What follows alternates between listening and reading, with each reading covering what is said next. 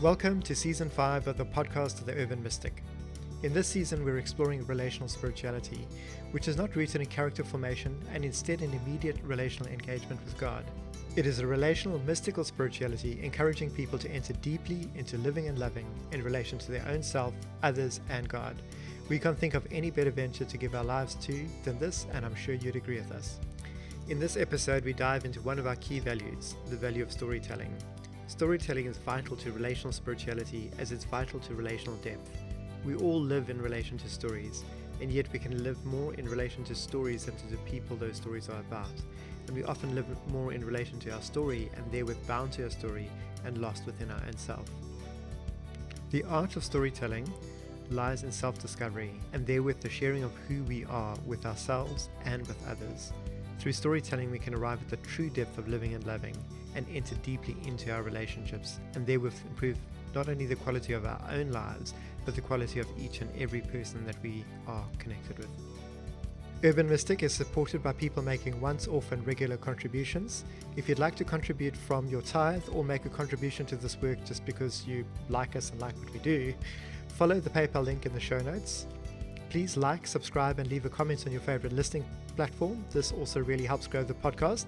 And if you like this episode, recommend it to a friend and come have a conversation with us. Last week, we started to kick around the idea of some values that would underpin this relational spirituality and what would be important. And, we've just been chatting about really taking a good stab at each of those one by one and going a little bit deeper into each one. My gut tells me, as we were talking about earlier today, that it's going to be hard work to keep each of them kind of distinct and in their own episode, because I think there's a lot of just triangulation.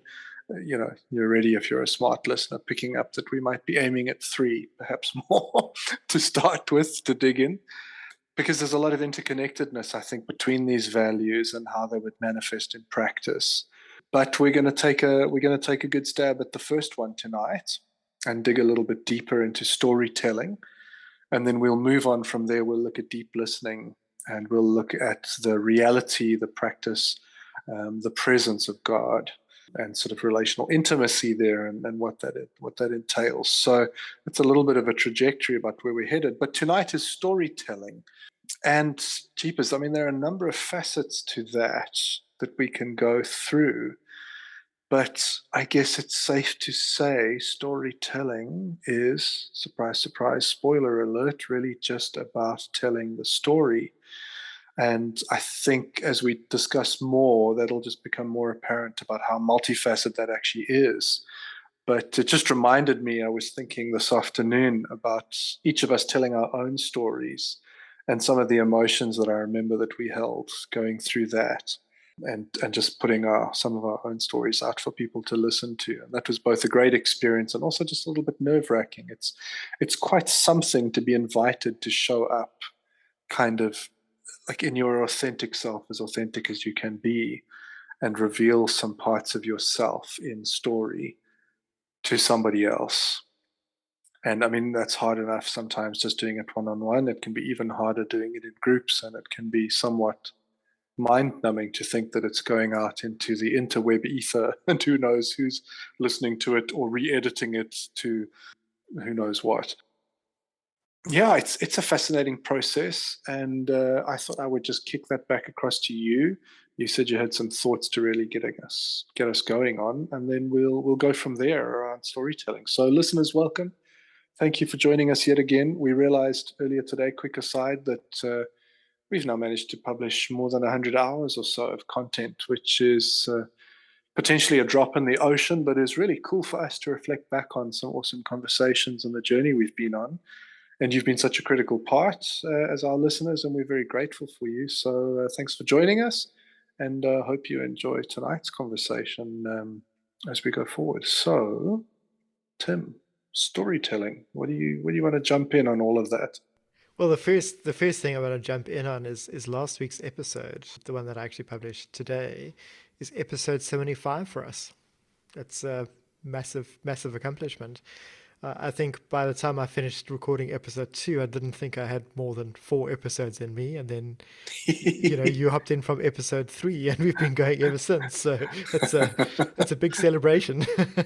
Over 100 hours, 75 episodes. This is episode 76. What a fantastic journey so far. It's in itself, it's a story, right? Yes, true. With storytelling, I'm reminded. I think it's either it's an Esther Perel / Brene Brownish quote. Either of them could be easily credited for it. I think it might be Brene Brown who says that when we tell our stories in safe places, shame dies. And that's a really powerful thing when it comes to storytelling, in my mind. I think storytelling is liberating because it gives people a window. It gives people the opportunity to let others see them and see them for what their story means to them. And in the telling of their story, people have to make meaning of their story and present it. And in that, there's a deep awareness that they're actually curating a story for people. And in some sense, a deep awareness of the story that has a hold on them. One of the things I love about storytelling is the way in which it enables people to stop living in relation to a story of who or what they're supposed to be and actually become free of that to be actually who they are and let their story be made from their present going forward rather than the past and the way it's got a hold on them. Storytelling taps into the need that each and every single one of us has to be known. That for each of us, there is a story to be told and multiple stories to be told. And in genuine intimacy is the sharing of our story. When we tell that story, it helps us to remember who we are, where we've come from, what has impacted us, what events, experiences, which people have shaped us into who we are. But more importantly, it lets us gain a bit of perspective in terms of the person we've been trying to be, or in terms of what we're trying to live up to, or what we're trying to attain or accomplish, and get some distance between that to get down to the deeper self, the deeper drivers, the deeper self, and get in touch with that and enable us to grow and live in keeping with the deeper self rather than living in keeping with the story of where we've come from or who others have expected us to be or the direction that we've taken in life that perhaps no longer suits us. So just as a start, I start thinking that's just some generalizations about storytelling and why it is so important. Storytelling takes place at different scales or in different settings. There's the one-on-one setting that the person has with themselves and the one-on-one setting that they might have with a very close other. And that's often very informal, very ad hoc, depending on what's going on in life. But then I think there's ways in which storytelling can be a loosely structured and yet important part of processing and journeying intentionally with others, be that in a one-on-one relationship with someone that's providing spiritual accompaniment, or be that in the context of the individual in relation to a group and an individual in relation to God who also listens to our stories.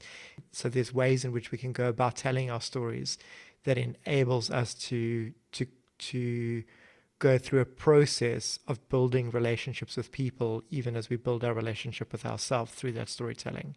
So I think there's different scales at which we can do storytelling at that level as well. Oh, there's so much that you bring up there that I just kind of, as you're saying, I want to stick a pin in and go, okay, cool, we're going to come back to that. We're going to come back to that. I envision at some point in the future that we're going to move to a video podcast format, and I'm going to have a whiteboard in the background. I'm just going to start writing stuff all over as we talk so that I can come back to all the points. So, I mean, just to start with, the things that jump out to me are things like identity and storytelling, very much wrapped up in each other. Storytelling is a reflective space as well. It's an opportunity to look in the mirror. It's about your agency as well. There's all sorts of levels of agency there in terms of owning your story in such a way that you choose to to leave parts behind, to embrace new parts, to go out and actively write something else, to change the story's course, to exclude or include characters moving forward in your story. There's all sorts of those sorts of things there. And then just the scale in which we do that reminds me, and I said that to you as well earlier today, I think, just the three sort of, what would we call those? The 3 areas. That's not really what I'm looking to say. The ways in which relational spirituality plays out. The way in which it's potentially prioritized and practiced at different scales or contexts. No, I'm thinking of our three sort of the threefold areas in which relational spirituality plays itself out, which is the self to divine, self to self, and self to other. So there's that as well, so there's the storytelling where I sit one-on-one with myself.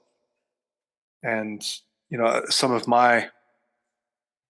quite a bit of my experience with that's when I sit with others is sitting with somebody else while they're in that one-on-one to their self space. It sounds a little bit weird, but it's entering into their story in such a way as to help them tease out the stories they've been telling themselves that are unhelpful, that are negative, etc. And that's just where I've used narrative therapy, for example, working with people, because we sit one-on-one and we say these things over again. It's part of our story. Part of my story is that I'm Steve the idiot, or Steve the dumb, or Steve the person who can't, or whatever. And so you have that one-on-one let's use some aspect. positives there as well. Yes, okay, let's throw one in. Steve who maybe. But yes, there's also the positives, obviously, that go with that as well. But there's that space where it's just you and yourself, and there's a storytelling going on and a witnessing there. And then you say, then there's the space between yourself and an other, perhaps an intimate other. And then you move outwards to perhaps telling it within groups. There's the way in which you tell your story with a stranger, with strangers, en masse. The story you tell about yourself as you walk down the street, the way in which you hold yourself, etc. And I love that because it illustrates, without being very specific, the enormous complexity of how somebody goes about manifesting their identity, i.e. telling their story throughout their life in different ways. But I think what we drill down into here, and I think what we're shining the spotlight on, and you mentioned some specifics there, is the way in which one almost verbalizes the storytelling and owns that in a smaller scale as an expression of identity, one-on-one with self, one-on-one with others, in a smaller group, etc. And so it shines the spotlight on storytelling. Happens all the time, regardless of whether we think it or not. It's happening everywhere we go. It's how we express or repress our identity. It's in what we own and don't own, etc., etc. But we're really zooming in on the active, conscious practice of going, okay, no, let me just refine that carefully, because practice follows the value. It's the value that doing that storytelling is vitally important as a sense of owning and revealing myself and to others, with God, etc. And so it takes the conversation, I guess, of identity and just really focuses it in on, okay, what if we really valued storytelling? What if it showed up as a very important part of who we were, one-on-one with self, to intimate others, in smaller groups, etc.? What would it look like if we then practiced that value intentionally, consciously, with all the agency we can muster, with all of the reflective power that brings to bear? These are just things, that popped out as you were talking. And I think that's part of where I'm really excited to go tonight, in terms of like, what happens when you harness that very focused value of storytelling? What is it? What is being done when that happens? And what happens because of that being of high value? And I think we could go on and on and on and on about all the context in which it's low value. but I think that would detract from the conversation. So maybe we'll put out a B-side bonus at some point where we just tear strips off all the places that don't. But that's not going to be the conversation tonight, I don't think. It's to dig into the value itself as positive and how it lends to relational spirituality. Storytelling is one of the basic building blocks and skills that is important to cultivate a relational spirituality. It is something that's an integral building block in every course that I personally run, things like the 7 key relationships, the problem of God, the Trinity sessions. In each of those, people are telling the story of a key relationship. It's intentional, it's curated, it ends up being quite safe within those things. But then storytelling is also the fundamental thing that I do, and I know that you do, when working one-on-one with people. It's enabling people to tell their stories. And I think the most powerful thing that I see in that is the transition from people being owned by their stories to being free of their story to be the person that they actually are. I've often seen that in the self-talk that people have, the self-talk is an expression of the story that people are living in relation to. But while they're only keeping that story within themselves, it's got the power to define who they are and keep them being the person they've always been. And yet, as they start opening up and sharing those stories with people, whether it's one-on-one or in the context of a group or in the context of a process, what happens is they get this window on themselves as being seen that they are not their story, that they are actually something deeper and more concrete than their story. And it enables them to become free to live out and produce a new story from that point onwards. I don't know if that's too abstract a thing to say, but I feel like it for me, there's something so powerful in that transition from being held by your story and your story defining you to being the place where you understand at a deep level the impact that your life experience has had on you, the impact that the choices and the commitments that you've made have on you, and the ability to become free of that, to be authentically who you are and actually enter into a place of actually discovering who you are. Yeah, I wanted to. Can I jump in there and just say, because I think I'm with you, and it is quite abstract, but it might be helpful to really dig into what are you talking about there? What is happening there? Yeah, and I think I'll keep the other questions for just now. That's enough to get started. So kind of take us through. What do you mean by, you've used this phrase a few times over the last few years, the idea of living in relation to a story. What do you mean by kind of bringing the story out into the open? What is it how is it that the story has this power over the person? What is it that happens when the story comes out? What is in the process? How are people then leaving that behind them? Perhaps just go back through that a little bit with a little bit more of a fine tooth comb. And if you can put any kind of concrete examples, even if it's just sort of making something up off the top of your head without having to go through someone's exact life story that they've told you, as an example, take us through that in terms of just being very clear about what we're saying. As people, we make meaning, we make stories all the time. A clear example within this season was you and I telling the story of our early experience of God, that first phase for each of us. And I think those episodes really highlight the power of storytelling in the sense of which events or experience stand out that actually make the story. In that case, it's clear. I had an idea of who you are and what your relationship with God was about. And with that, I can lock you into a position as an outsider because I think I know what your story is. So I relate to the story that I have to you rather than to relating to you as a person. But then in listening to you tell that story and process things live for yourself, there's clear moments where you're transitioning from the story that you've always been telling others, or at least the way in which you tell that story to others, and the way in which you were expected to, which also defined what your relationship with God was like and what the key markers was. And yet, as you told your story, there's a shift that was enabled by doing so.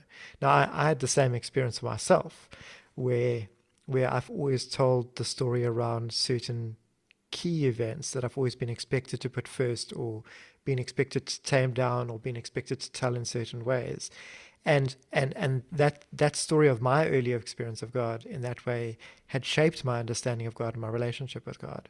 And it's only as I started being able to authentically tell the story for what it is, and even in that session with you telling that story, I shifted in relation to my story. And it freed me up to actually see that the story is actually broader and more nuanced and deeper than I would experience in the past. Not in a way that locks me down, but in a way that actually opens me up. And so I think that's a clear example. But if we think of each of the Hang on. Can I put another pin in there? Sorry, because I want to tease out a couple of things that you're saying, and just like really sort of, we can keep going in terms of breaking it down, but I would just want to take it another level. So there are a few things that I hear you mentioned there that I just want to make sure I sort of disentangle. The first is, you start off describing your relation to my story, right? And so jump in at any point if I'm kind of missing it, but my sense there is that this is the story that you tell yourself about who I am based off our interaction, how I've told you who I am. So there's an element of me kind of telling my own story, and you picking up on things, and you're prioritizing, etc., etc. And so you're then you then retell that story to yourself in a way of, this is who Steve is, this are his experiences, etc., etc. So there's that element going on there. And then at some point also there's, you mentioned, and I just want to make sure we have these distinct, because I don't think you mean them to be entangled. There's also me interacting to my story. And then you talk also about yourself, right? In terms of and then there's a number of forces that come to bear on that. There's the way in which I've always told myself my story. And some of it is almost like we talked about in the actual telling of the story. We talked about kind of the raw image or the raw data that comes through, and that often needs to be edited and processed so that it becomes a refined image, in that we're not just subconsciously, we're not just kind of, we're not, I don't want to say consuming, because that almost sounds like it's process oriented. We're not just taking into ourselves these moments and these experiences subconsciously, acted upon, without our conscious attention and effort, etc., to, I guess, at some level interrogate, interact with, engage with, ask questions of, and just refine what were these things and how is that coming to be part of my story. It's just kind of, it's brought into the storytelling narrative, and that becomes how I describe myself to myself, and it's how I then sort of live that. And then again, we come back to my first point, which is then partly how you make up your story of who I am. There are other factors involved that you put your finger on there. For example, there are external factors of pressure around the ways in which I prioritize the things that have happened to me and that I have taken in to be part of my story, around what I should or shouldn't have. So this experience I highlight in my story because there's an external influence that says, that should be an important part of your story. For example, let's say some sort of conversion experience. So it's so complex that to talk in any detail, you mention one thing and it immediately ignores another thousand. But just for the sake of trying to be clear and specific, let's say you're in a religious community that highly values a walking to the front of a building and falling over when one of the leaders of that religious institution touches you on the forehead with a hand and says some words over you. And so you look for that to be part of your story, because that's part of how your story comes into congruency with the greater story within that religious community. And if it doesn't happen, you fill that in other ways to try to give your story a thread that runs in the thread with the external influences, right? So I also hear you putting kind of your finger on that. There's editing influences, and remember, that can't be part of your story. And so then, now to come all the way back again and go, so what I hear you saying is, in the retelling of the story, there's a way in which it's told that allows us to re-look at all of those factors again And here I must just separate two things again. I can't look at the way necessarily that you tell my story to start with. In my telling of my story, the primary happening there is me telling my own story and witnessing it for myself in such a way that I'm allowed to consciously go, okay, I've told it this way before, and I've highlighted the falling over at the front of the church, or I've highlighted the lack of the falling over at the front of the church, right? Or whatever it might be. Why is that? What is the actual story? So, for example, very specific example, when I did that story live with you, I was reminded that in that experience, I didn't have a voice or anything, but there was this emphasis of the hand, which was kind of there in the sort of the murky depths of the story. But it was only when I was given the space to really just pay very close attention to how I was telling the story that emerged again. And I had to go, oh wow, that's come up. That is an important part of the story. Why did I dismiss or miss or whatever it might be to start with? And this is like, I'm not even getting into the whole. Let's not even go down the neurology of memory, right? It's just why we tell what we tell and the things that emerge, etc., etc. And so there's something happening there when I retell the story that allows me to reorder, re-edit, re-emphasize. Like those are some of the things I hear you saying, right? Am I kind Yeah, of very much so. You're right. Yeah, sort of breaking it down there?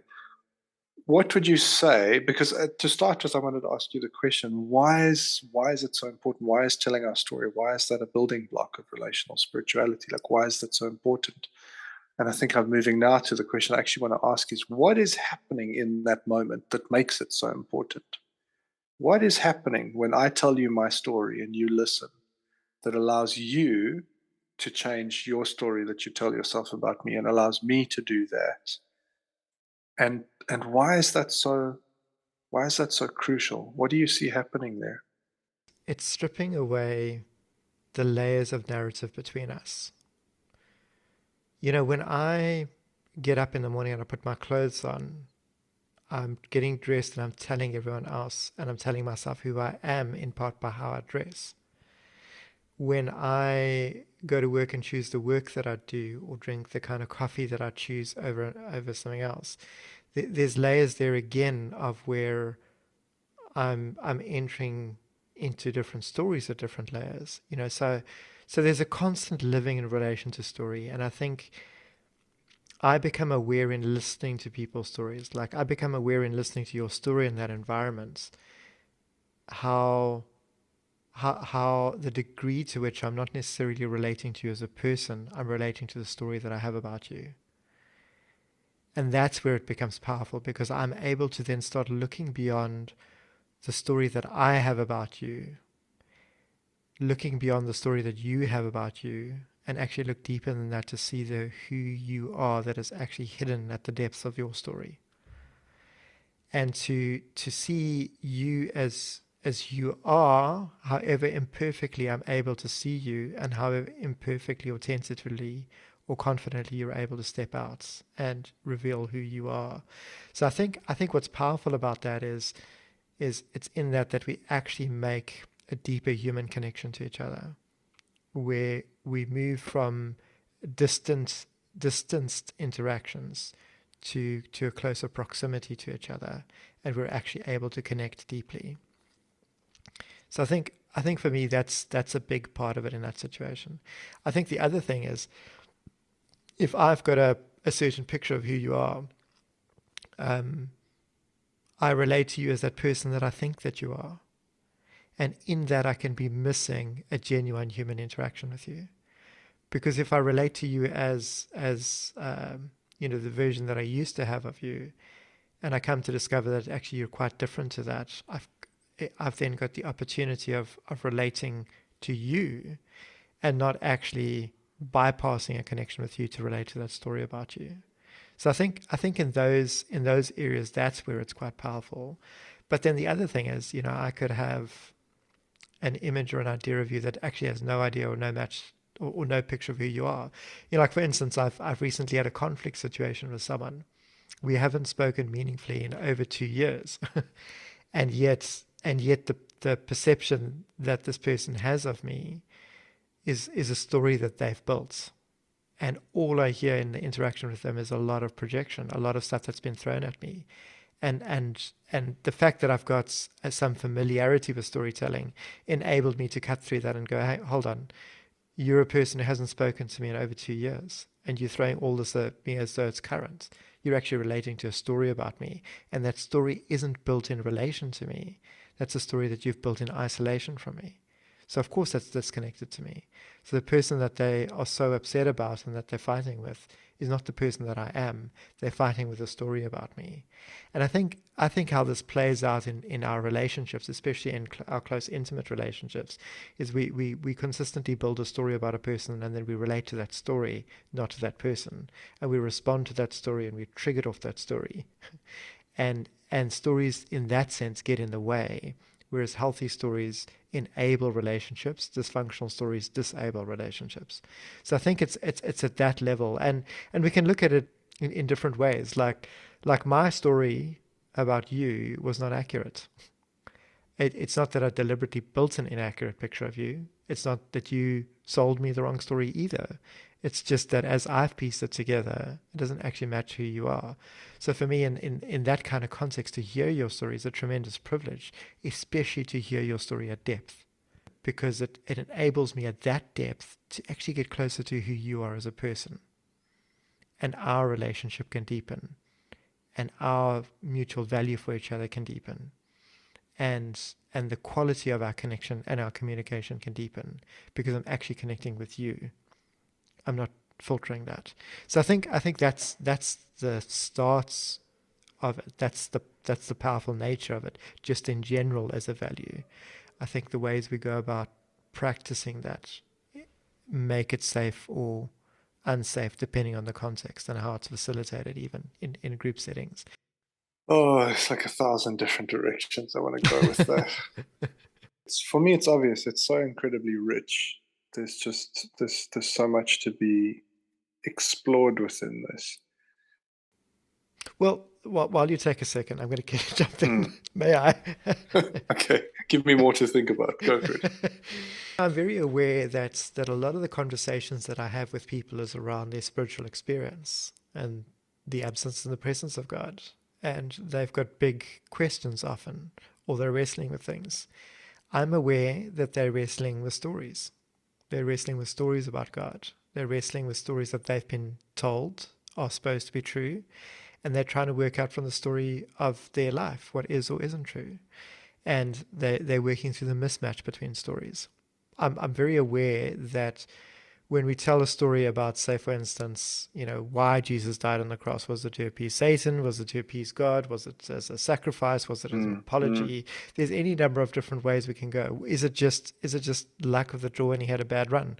Like whatever it is, or was this his victory march and he'd always intended it? Was it an accident? Was he confused? Was his deep abandonment real?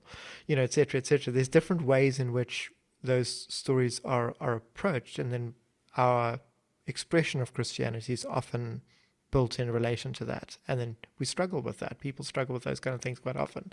So I'm aware at that level we are actually living in relation to stories at every level of our lives, and it's important that we shift from those big stories to the concrete tapestry of what's actually going on in our lives. I don't know if that's a helpful trajectory or tangent to throw in there, but it's another one that really comes to mind that I see really playing out quite often in people's lives. Well, it gives me a good starting point, because one of the things I was thinking about was, I think it's very helpful to say that stories are not necessarily bad. Stories are part of the way in which we make sense of our reality. And part of the reason that I think that we're storied beings is because it takes an unbelievably complex reality. I mean, like, there's different numbers out there in terms of how many pieces of stimuli your brain has to deal with on a second by second basis in this life. But your executive center is only able to deal with a certain amount. Like, your attention can only take so much and then make meaning out of so much. as you move through this life second by second. And so we are forever simplifying life, just as even at a base survival level. And that's partly where stories come in. And so stories are not necessarily bad, because one of the things that I would say is that part of the journey is to craft a better story. It's not necessarily to get rid of story, because that's how I would partly describe reality. We are forever just telling stories about ourselves and others. But the point is to get closer and closer to the real self, the real other's self, the real divine self, and so that our stories ring true in a more relationally connected way. So sometimes I think people can hear the word story and it sounds negative. Oh no, I think of, coming from a very English kind of pseudo-British upbringing, the idea of somebody telling stories is it's like you equate that immediately with lying, essentially. That's not necessarily the case. But there are helpful and healthy ways to tell stories about ourselves. Like you prompted me earlier when I was saying only the negative stuff. There's ways to tell helpful and healthy stories about each other and God, essentially. One of the things that I think is valuable in stories is that shared story between people is co-created. And when one person owns a story about somebody else without any collaboration, that's potentially a chance for real upset, real hurt, real danger. And part of what you were discussing just now is it takes a lot of humility to sit back and listen to somebody else's story and go, there is a chance here for me to be surprised. There's a chance here for me to hear something new. And quite possibly that's happening because the storyteller is experiencing something new. They're also allowing themselves the opportunity for growth, for change, for moving forward, for discovering who they are more and more, and living in some way in more resonance with the story of who they are, as opposed to the story of how they understand themselves so far. Let's say that's poorly formulated. We'll maybe come back to that. And so, when you talk about kind of stories about God, I would say there's a collaborative thing potentially going on there in terms of, if you want to have a better sense, I would say from relational spirituality. Now, let me take this run at it. So that for me is one of the issues, like when we talked about the Bible, that's one of the central issues there, is in a way, the Bible is something we use as a formulated story, but it's a very rigid story that we use to tell God who God is. It's not necessarily collaborative. It's the story I've owned about who God is.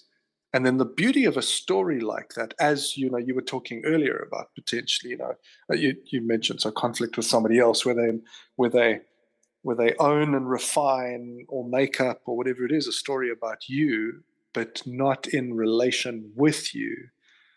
Stories like that, as the story keeper, you hold all of the editing power, all of the referencing power, and you essentially craft reality about that other person and you wield the power of the story.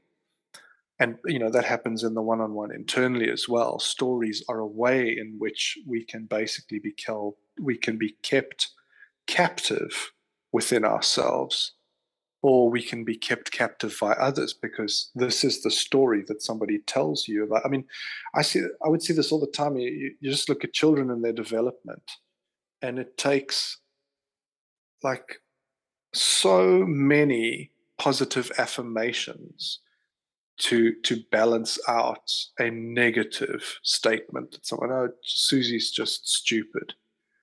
Susie will own that story. She's held captive by that story. And I mean, I can remember I worked with school teachers, and you would talk about the necessity of having a clean slate with a child when they come into your year.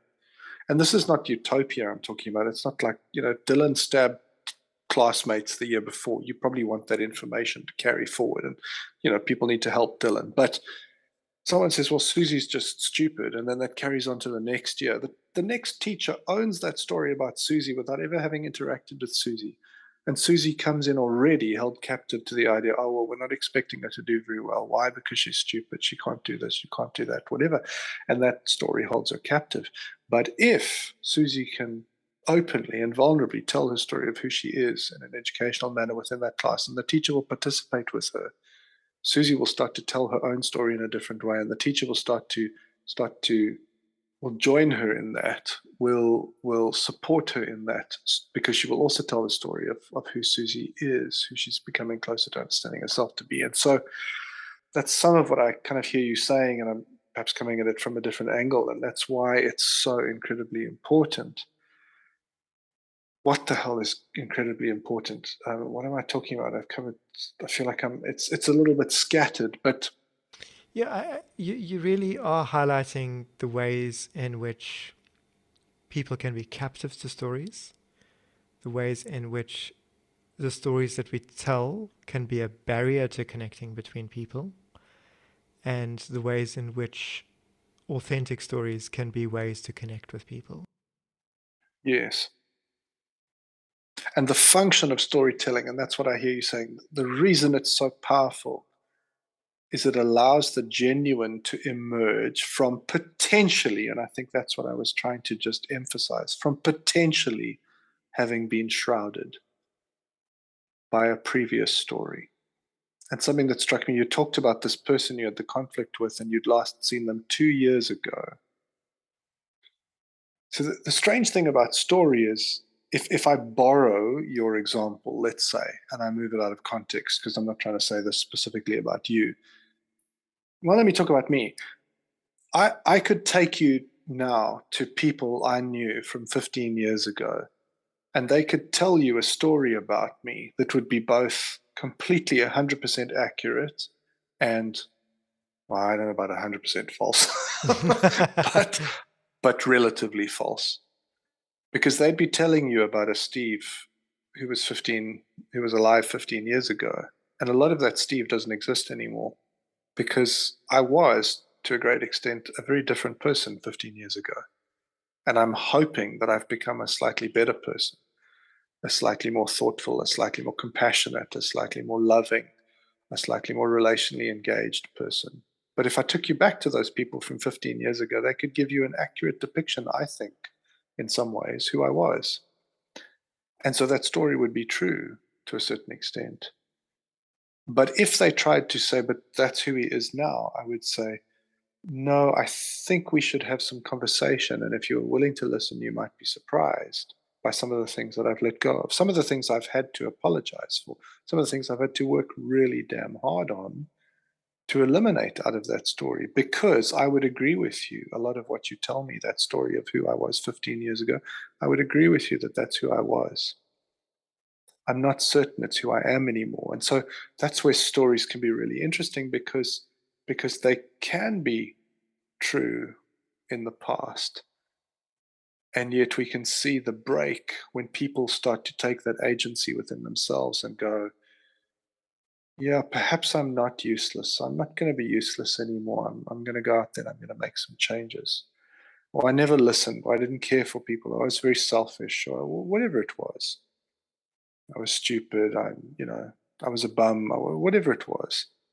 I'm going to I mean, like, you see this in addict work, right? One of the things that addicts have to do is, if they have to help other people own their new identity, because the old story is so exceptionally powerful because of some of the things they've done, that they actually have to help people shed that skin on their behalf. Oh, that's very powerful. And that's a very beautiful, powerful thing that happens in storytelling, is if people who've been hurt, and that's part of the reason, as I understand it, that addicts go to try and essentially ask for forgiveness. They try to make up the wrongs that they've done without trying to erase the past. They try to, what's the word I'm looking for? They ask for forgiveness, and they try to make right with the people in a way. But part of that is an invitation for that person who was hurt to engage in the storytelling and listen to the addict say, I was this, but I am this now. There's been change. Would you meet me in that? And would you hear this story? And would you agree with that story?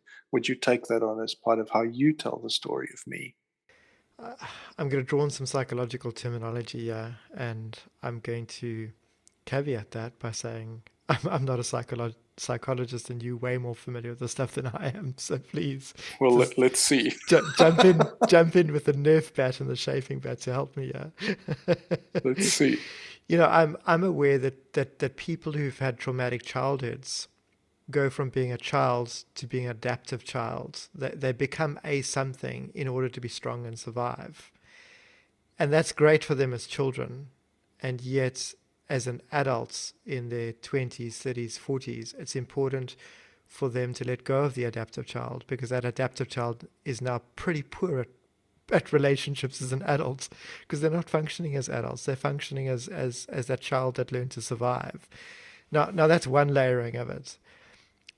But that person who was an adaptive child ends up being an adult who then has to readapt to live in the world.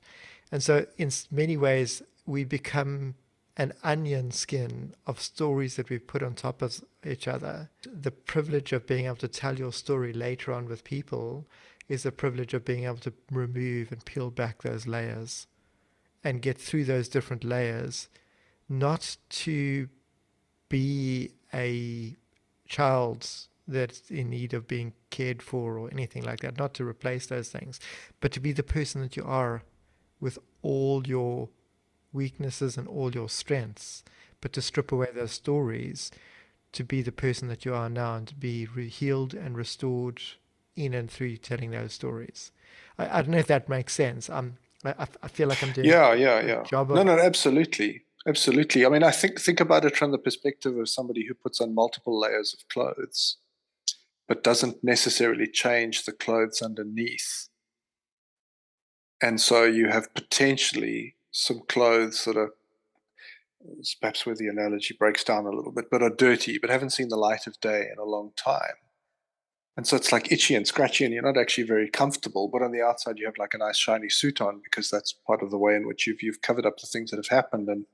And one of the powerful things in storytelling is to revisit those things, as painful as they are, and to revisit them in a different way and tell a different story about them that is raw and visceral and painful, but potentially also more accurate. A classic one with young children in divorce is that mommy and daddy got divorced. It's my fault. It's because I didn't clean up my Legos or whatever. And it's revisiting that story and And it's realizing. reinforced as an adult by stepping on Lego in the dark. Yes, exactly. This comes back to punish you later. But it's to visit that story and go, okay, there's no truth in the fact that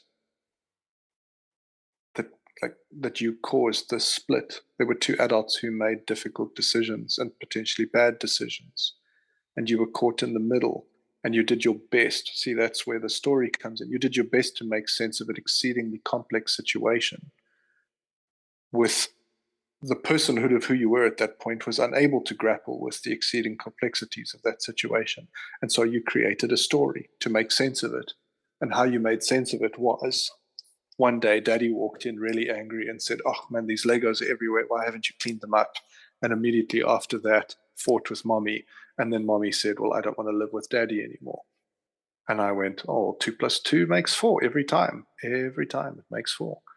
Well, we need to we need to take off a couple of layers of clothing. We need to take out that filthy garment that you've been wearing and go, maybe you don't need to wear that anymore. And let's relook at that. And that's incredibly powerful. I just want to interject something, yeah, Mm. because there's an interplay between stories. Because I might be in the process where I'm trying to dig through the layers of those stories, but you might always just be seeing the shiny gloss that I've got on and going, no, but Tim, you're competent, you're good, you're this, you're that, and I'm digging layer and going, shit, there's something on the inside here that's just not right, and I'm trying to get at it. And you could be in the position where you go, well, I don't have time for that. I only want you to show up with a glossy. And and I feel like our society operates that way because we don't care about someone's childhood background. We just care that they show up for work and they perform.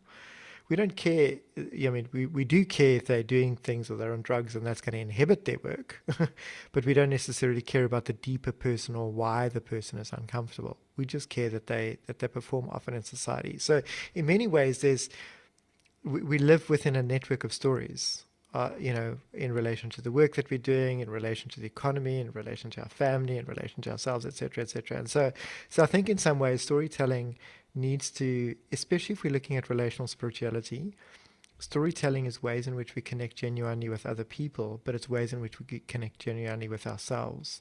But it's also important because it enables other people to connect genuinely with who we are.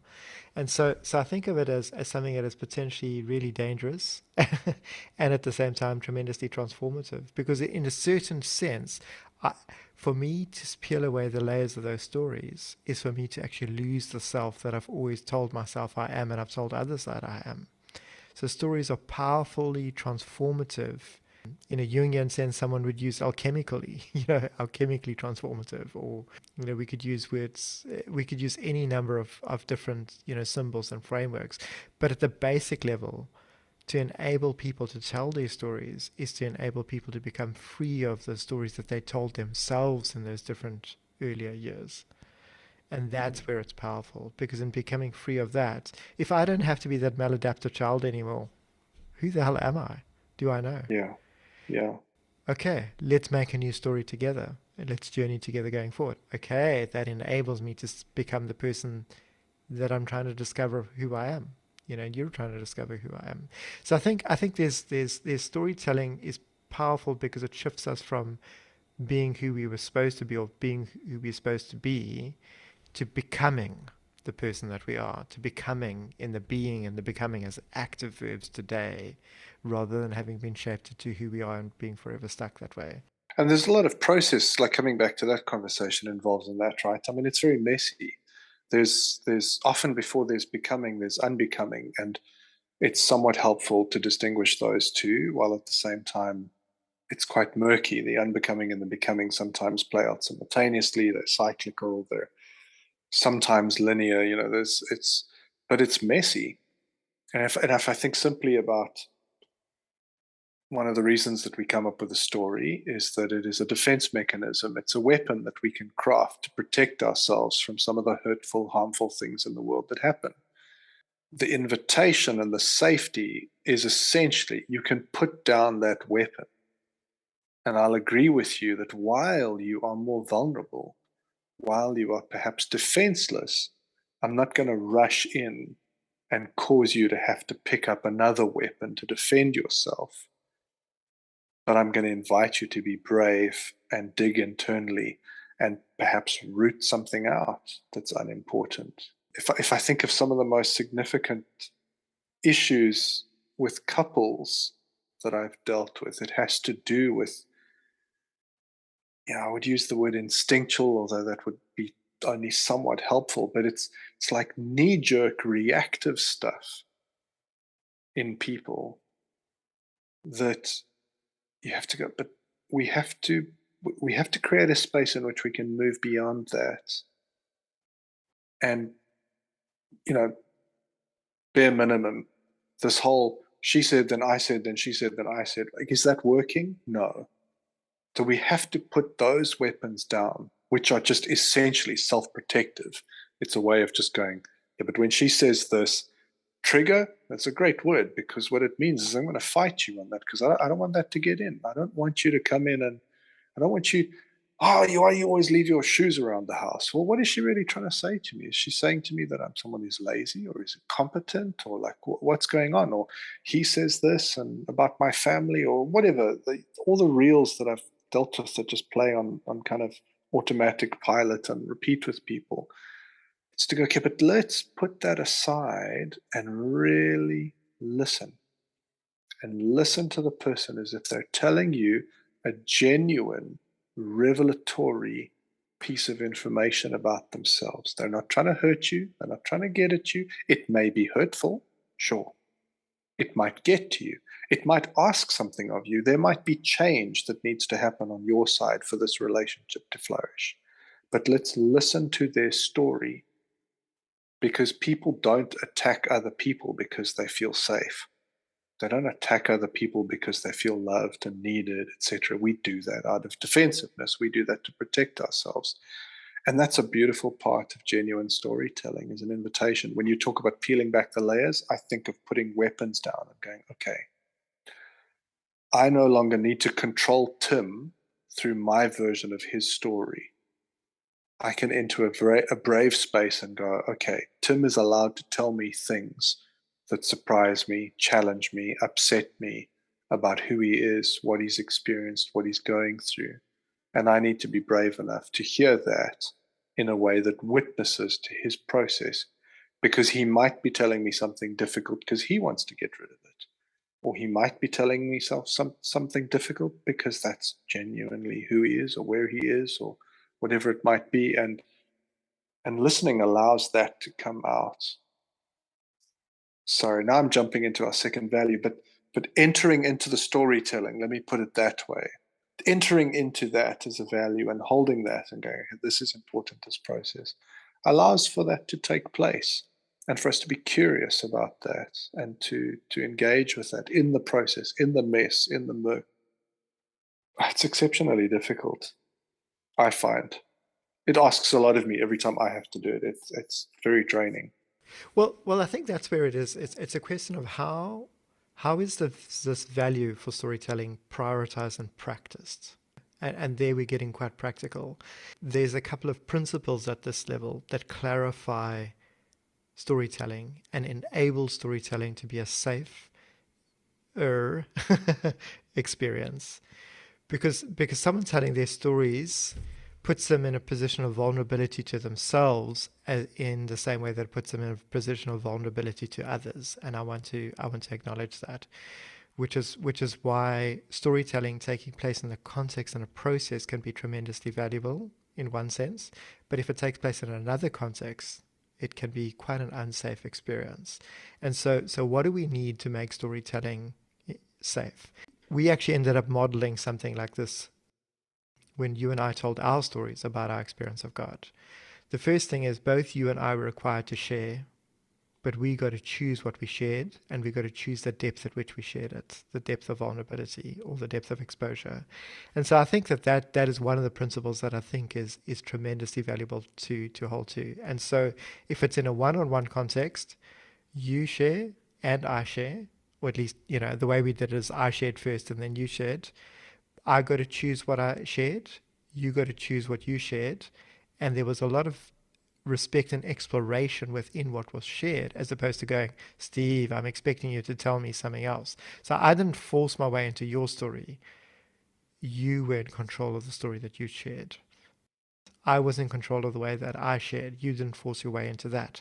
You offered a listening and explorative space. So that's one principle. Together with that goes the fact that you listened to me to understand what my story meant to me, not to tell me what my story meant to me. You didn't debate my story with me. You weren't looking to correct my story.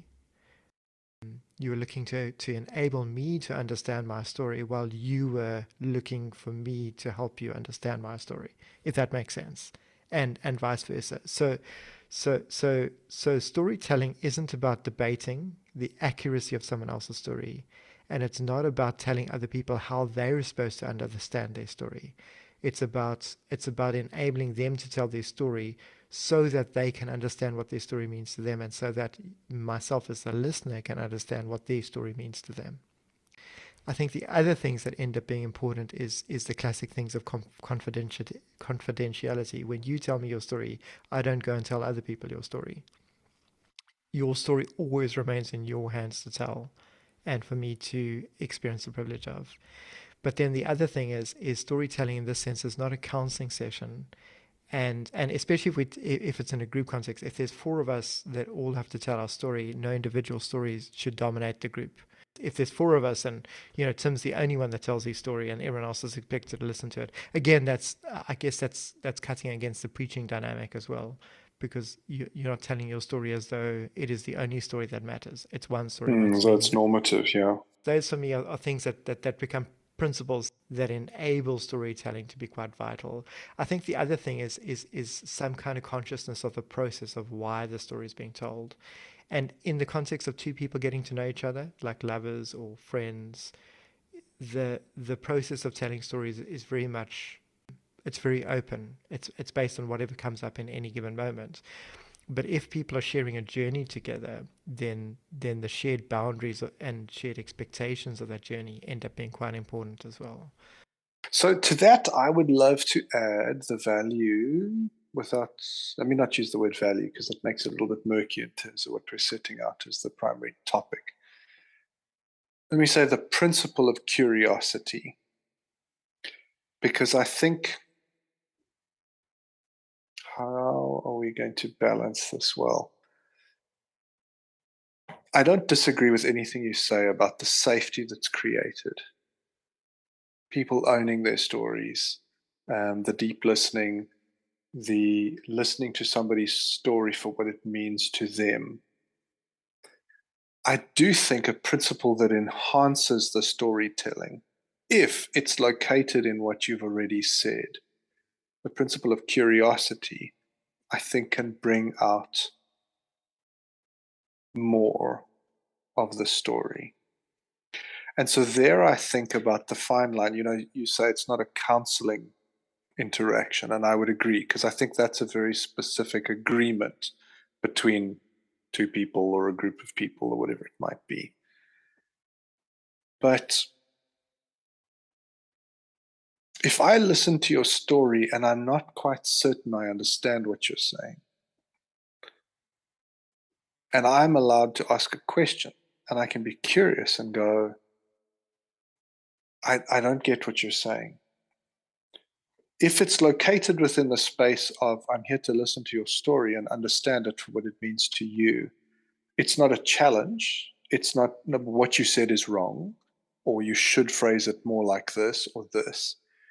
I think there's a collaborative space around, let's be very clear. So person A and person B. Person A is telling the story, person B is witnessing the story. But what I'm suggesting is that it's not necessarily person A is active in telling and person B is passive in listening. But even there can be a collaborative alliance. So in therapy, we talk about the Therapeutic Alliance, which is the bond of trust built between, let's say, the two people, right?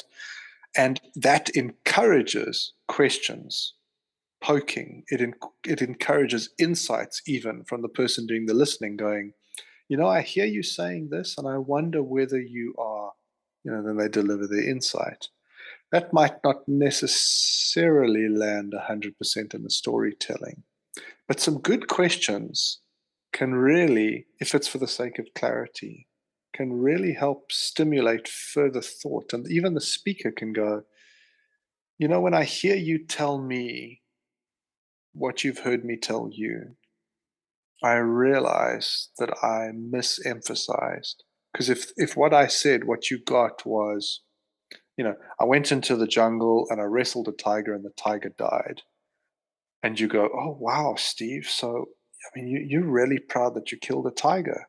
And I go, is that how that story comes across? That's not actually what I feel. But I become aware of that feeling in the reflection, because as I tell the story in terms of what happened, and my retelling can be quite visceral. It can be, this is it. And the person says, oh, if I'm curious about what's going on, I say, it sounds like you enjoyed killing the tiger. And I go, oh, that's fascinating. Yes, I can't locate that in myself, actually. Thank you for that. No, I think I'm actually sad. Why are you sad? Are you sad that you went into the forest? No. You sad that you killed the tiger? Yes. So you were happy you were there, but you weren't happy with what you did? Yeah. Why is that? I'm not sure. Well, tell me some more of the story then. I'd love to know. And you know what I mean? Like, I think there's a bit of a collaborative space there that can happen at storytelling level, because from my perspective, I wouldn't necessarily, it's tricky. I wouldn't necessarily think in a group context that it can be helpful sometimes for everyone to just chip in and say, what's going on? What are you saying? But at the same time, it's not necessarily helpful for the person to just tell their story and then it just lands in a quiet room and then we kind of move on. Truthfully, some people are terrible at telling their story and they do need help and assistance and prompting. And so their questions can help. So there's two things to mention. I mean, the one thing is, so for instance, when you and I told our stories, we were both quite interactive with each other. We both followed our curiosity in asking questions and drawing out and nuancing the experience. And there was quite a lot of depth and quite a lot of openness. If we're in the context of a group, it can be very unhelpful for everyone to be able to chip in. And so I think in that context, it's very helpful for people to practice facilitation and for facilitators to enable facilitators to ask open-ended questions that perhaps help people and help nuance things, and also to guide the time. Because if you've got a group of 6 people and everyone is telling their story within an evening, everyone can't take an hour to do it. So it ends up being helpful to have certain boundaries in place and for facilitators to be able to ask open-ended questions and for facilitators to practice being able to enable people to land their story as well, to open up their story and to close it down within the context of the group.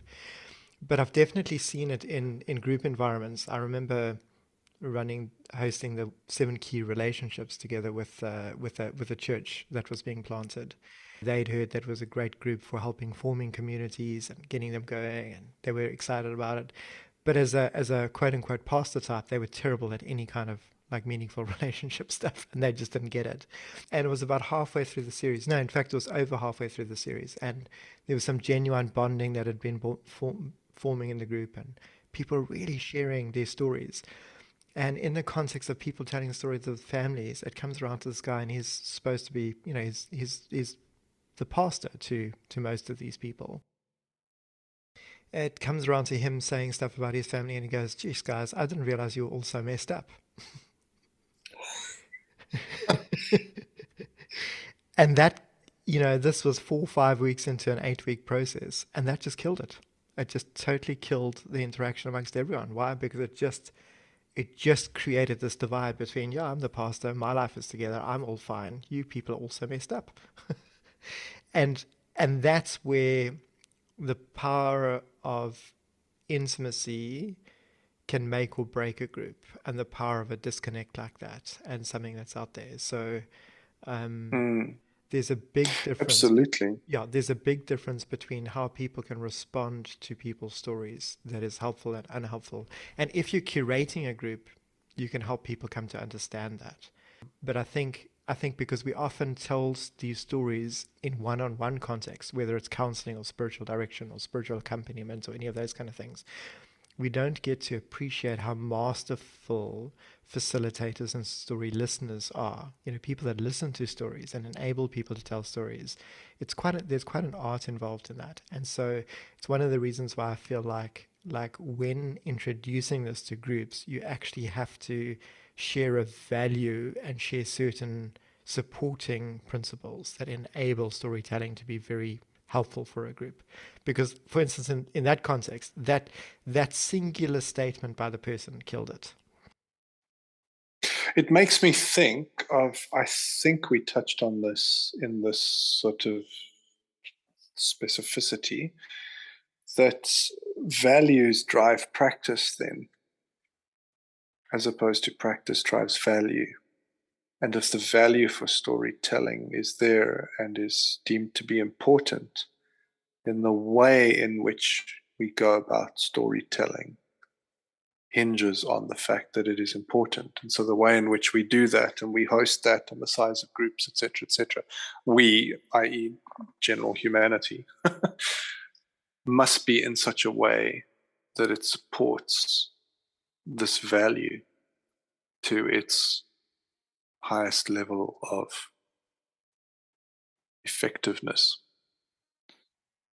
Um, and I hear you. I think in terms of the facilitation, etc., and also going back to something you said earlier, I do think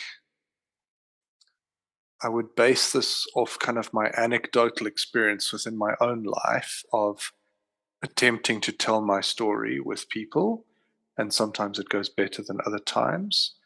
And working with numerous young people from this perspective, where we are encouraging individuals and individuals in groups to tell their story in such a way that there is deeper connection with others and within church, etc., that I have seen it repeated. I wanted to say society, but I thought it might be better to just be a little bit more clear about my experience. Churches, and also just coming back to where I started, just my general experience with other adults, is I don't think we are geared well. Yes, I don't think we are geared well, taught well, prepared well towards really listening to each other's stories. I don't think we value process as highly as we could. And I would admit, if I was, no, not even if I was pushed, I would admit that process is a tricky one, because there are things that just need to get done sometimes.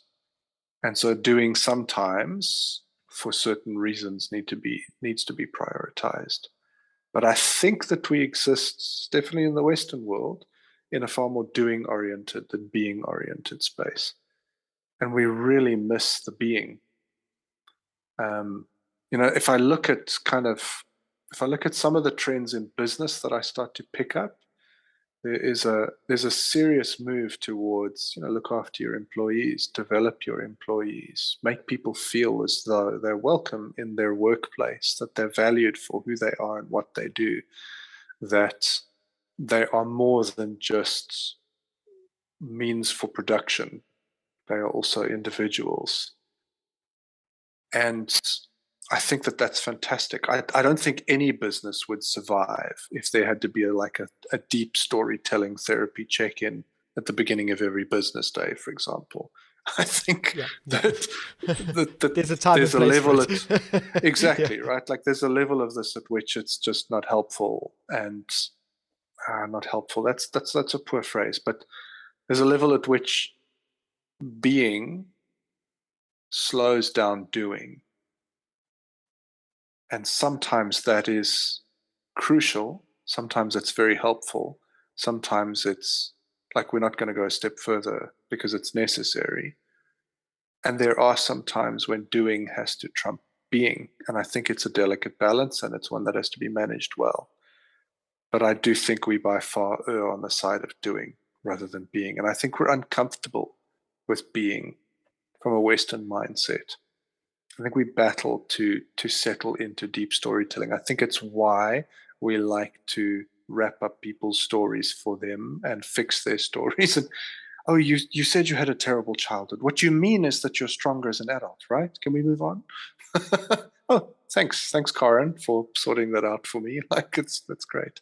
Anybody else want to fix my life for me quickly? All the other unhelpful stuff. That means you could have a purpose, or God won't give you more than you can handle. Or wow, what a testimony you have. Or whatever schema we need to build a quick fix story so that we don't actually have to get into your story and we can move on and our version of reality comes off somewhat unscathed. I remember someone once saying to me, "Wow, you've really overcome a lot," and my immediate response was going, "What makes you? I don't think I've overcome anything. I mean, that's not the way these things work." Yeah. Yeah. So, yeah, it's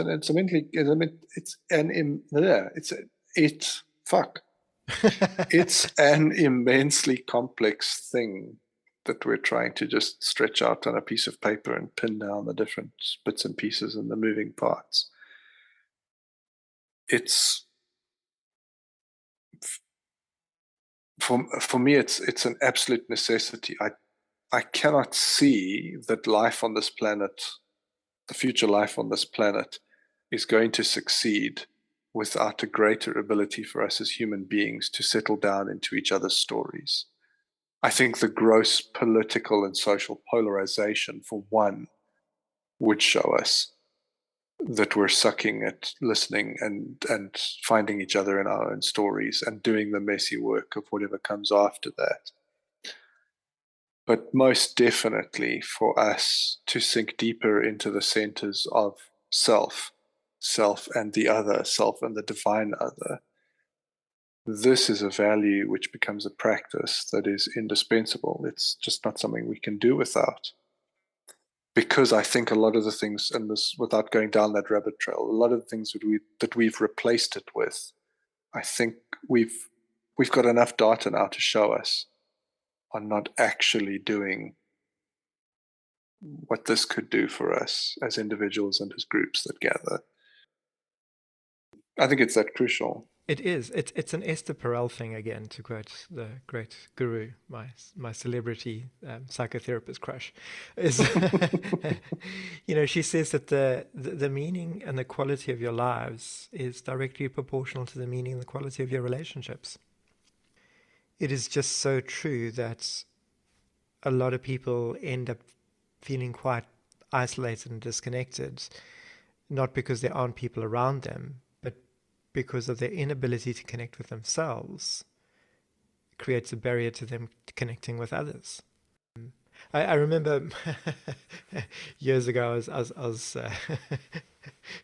I was facilitating a group together with my now ex-wife, but back then we were together, and we had a mix of singles and marrieds in the group, and she said she thinks that married people are better at love because they've got more practice at it.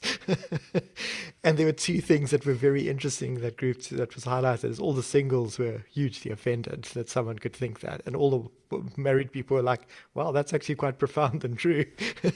Which just highlighted the difference between how a statement like that can be received. And I think that there's many situations in which relationships, especially this deep relational stuff, is not appreciated.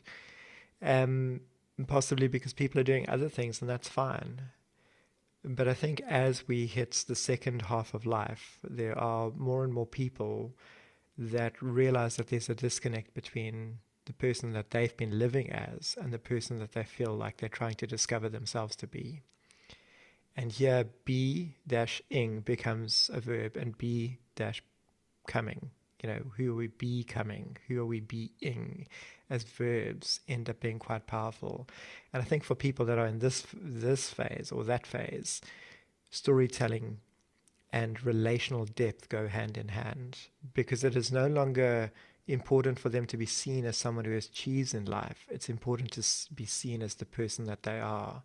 And most importantly, for them to discover that person for themselves, and for the people that they're close to be able to discover who they actually are and relate to them, not relate to their success or their achievements or their public status or their wealth or anything like that. And I think this is where storytelling is particularly important. And there are some people who really do get it, and other people who want to get it, and other people who don't want to get it. And so there's a lot of that as nuance. But I think it's tremendously valuable because of the way it frees us up to connect, because of what it frees us from, and therefore allows us to not be working with what we've constantly got to juggle.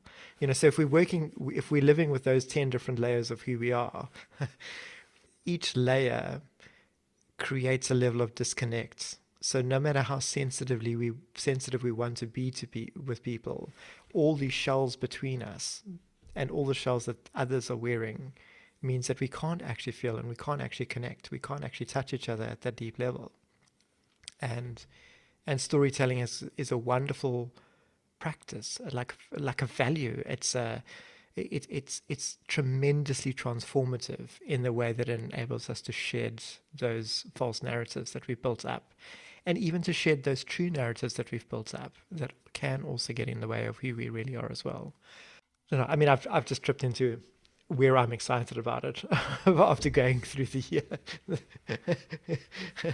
Some of the senses in terms of how it can go wrong, but I just think as a value it is so underrated, and I think you're right. Our society doesn't rate this highly enough. Yes, there's places where it's inappropriate to be there, but I think at the level of relational depth, if we know each other deeply, we can trust each other. With the speed of trust and with knowing each other, we can work together in so many healthier ways. Just tremendously underrated, I think, is where I'm landing. I hear you. You know what I think I would add to that, which sounds almost like I'm disagreeing with you, perhaps, but what I can't escape is, how can I put this? I don't have a sense that we're trying to speak about this tonight, in this kind of equation mindset of, well, drop the layers and pick up the truth and honesty, and suddenly life makes sense and everything's perfect and all your relationships will deepen overnight, blah, blah, blah. This is not a magic pill from an Amazonian plant that we just discovered and that's going to make your life perfect. I think in terms of what you've just said now, I think part of the reason is because this is fucking difficult. Yeah. It's exceptionally hard to do. It's equal. I don't know. I don't know how I can rate that level to level, but it is also incredibly hard to keep up all the stories about yourself, because at some level they can be lies. There's the things you tell yourself. You talked about earlier about sort of the depth of our relationships is related to meaning. So if we're lacking depth in relationship, the stories we tell ourselves, like there's a huge incentive there for us to keep telling us those stories, because it's how we make meaning. So the more committed we are to those stories about who we are and et cetera, the more we can face the meaningless in our life, because we're not enjoying deep connection with others. But it's a huge amount of work to go on maintaining those existing layers around you and building others as the need arises. It's exhausting, actually. On one level, it's difficult, but it's not. Sometimes I think people make it sound like, but if you just, you know what it is, it's some of that Christian rubbish that I hear sometimes. Just come to Jesus, just let it all fall down, everything will be better. If you just trust Jesus with your finances, you will never worry a day again in your life. If you just trust Jesus with your relationships, just trust God, trust whatever. And it sounds so simple, but it's really, really not. It is a huge amount of effort. Sometimes I think it is more effort. And this is what my gut tells me. It's more effort than telling those stories, because we're quite lazy as human beings, so we take the easy way out. So if the hard way is to tell all the stories, but the work of being yourself, etc., I think that's what we would avoid. And I think we do avoid that, and that's part of the reason. And so I wouldn't want anyone listening tonight to think that we're trying to sell this as a simple silver bullet, easy, A plus B equals C equation, because I don't hear that from you, and it's not my heart either. Essentially, like, this is a really long walk uphill in the blazing sun, with occasional and sometimes unpredictable stops for water, sometimes with an unspecified end in sight. Sometimes you think, well, the next rise, the next ridge, and then you're like, there's more mountain? What the hell? It's hard work to strip off those stories and get to know yourself. It's hard work to listen to other people, especially because it's so easy to understand people through a story that you've just created or curated over time. It's exceptionally difficult, but I think it's worth it. I also think that my jury's a little bit out, if I'm very, very honest, because it's exceptionally risky to really, really be honest and vulnerable with someone else, to really trust. Because that's the other thing, you talk about the speed of trust, etc., but being that close to people with such little protection, it's also very easy to get hurt. And I think if you can push through in the depth of relationship and the storytelling and the connection, you can deal with those hurts, because I think they're unavoidable. I think you can deal with them better than if you just lock yourself up and try and do it on your own. But I would never want to suggest that this is a simple, easy thing, and your life will just turn around in a flash. It might get harder, actually, and it might remain harder for a long time, and it might never actually get easier. But I think that you're at the coalface of meaning there. I don't think you then have to lie to yourself about meaning in your life. And I think that's important. I like what Jordan Peterson says about lying to yourself. He says, sometimes you're the only person you're going to be able to rely on. And if you've been lying to yourself for a long time, you're not going to be sure whether you can trust yourself. And I really like that, because that for me is a reason to be honest and to be vulnerable with myself, because I want to have that trust relationship. But sometimes I let me down and I hurt myself, and I don't follow through and all those sorts of things. But I want to be at the coalface of meaning, because I think that's the truest true, to be there in the meaning, in the depth of the relationship. And I think everything else is a second best. Look, I'm with you there on all of the above, but I feel to throw in that with the spiritual accompaniment that I do, the key relationships that we have end up being an integral part of that. And often there's a spiral dynamics involved, by beginning talking about the story of one relationship, weaving into another, there's an ever deepening process of revelation as people spend time with themselves with those stories, and then they spend time, in a one-on-one environment sharing those stories. And I think that ends up being quite powerful. I think also in the context of the 7 key relationships as a series, it's phenomenal seeing the degree to which some people's lives start falling apart as they start facing the truth, as they start, and in many ways, if you are living a life that's very out of tune with who you are, that life is not sustainable in the long run. You're going to have to lose it at some point in order to you've got to lose your life to find it. It comes down to that in some ways. And storytelling is one way to do that. So in that sense, it actually should come with a warning label, warning label, It's hazardous to your health. Yeah. You might die.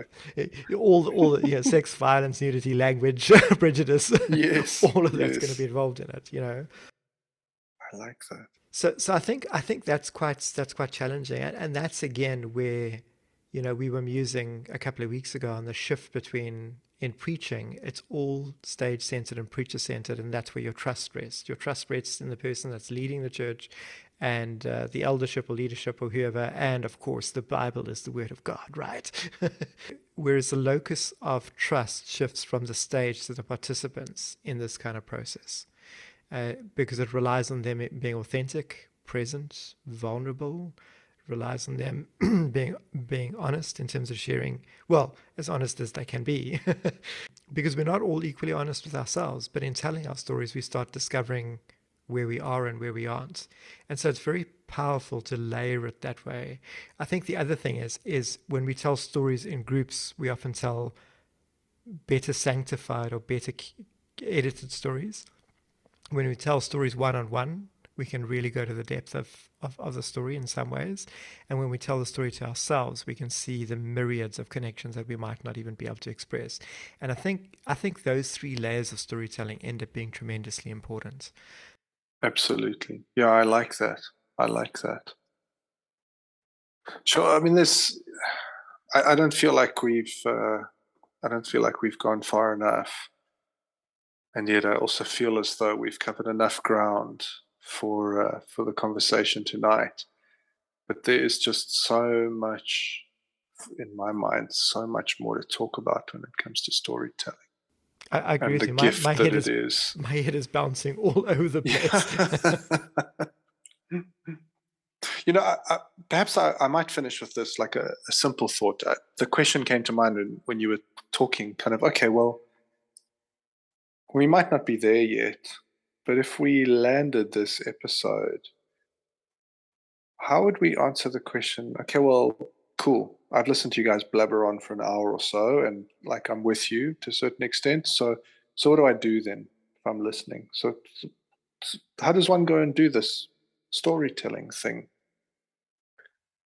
And I think to myself, anyone who would ask me that question, I would get super excited, because I love the idea of someone awakening to the prospect of either telling their own story or listening authentically to somebody else's story. And so I would say, that's phenomenal. You're like You're a good 50 to 60% of the way there. Although those numbers are also going to change as you start to get into that, because as soon as you get there, that 50 to 60 might shrink to 3%. And then, there's lots of things that we have to learn along the way. But the one thing I would say is just go and do it. Go and try it. Grab somebody that you feel that you can trust. So set up maybe a couple of those things that we've talked about. Find yourself some time and space. I once did a feedback session with a friend of mine that they were going through a process, and they asked me to come and tell them some things about themselves that they thought might be difficult to hear. And we did it at Mug and Bean in a mall. There's a coffee shop, and I thought, oh man, we set this up really badly. How am I supposed to potentially tell you things that might really hurt you in a coffee shop? I'm aware of the fact that I don't want you to burst into tears or throw a cup of coffee at me and storm out or whatever in public. So that was a shocking place to do that. But find yourself somewhere private with this person that you can trust and risk sharing something with them about you that perhaps has surprised you or you're learning about yourself. Tell your story, embody your story in as honest, brutally honest a way as you can, as clearly as you can, being willing to refine things as you say. If they ask, or I'm not quite sure, what do you mean, whatever, tell your story. And also start by issuing them the invite. This is not to fix you. You're not asking necessarily for advice. You're not welcoming them in. This is not like a workshop to solve the problem necessarily, whatever it is. You just want to experiment with actively telling your story and seeing what happens. Or do the opposite and ask someone if they would like to share something with you. And you go in and just be curious and listen well. And we'll get to deep listening next week. But yeah, I almost feel like I just want to, if anyone's listening to that, thinks, oh, that sounds really fascinating. Okay, well, go and try it. And the golden rule, right? Don't be a dick.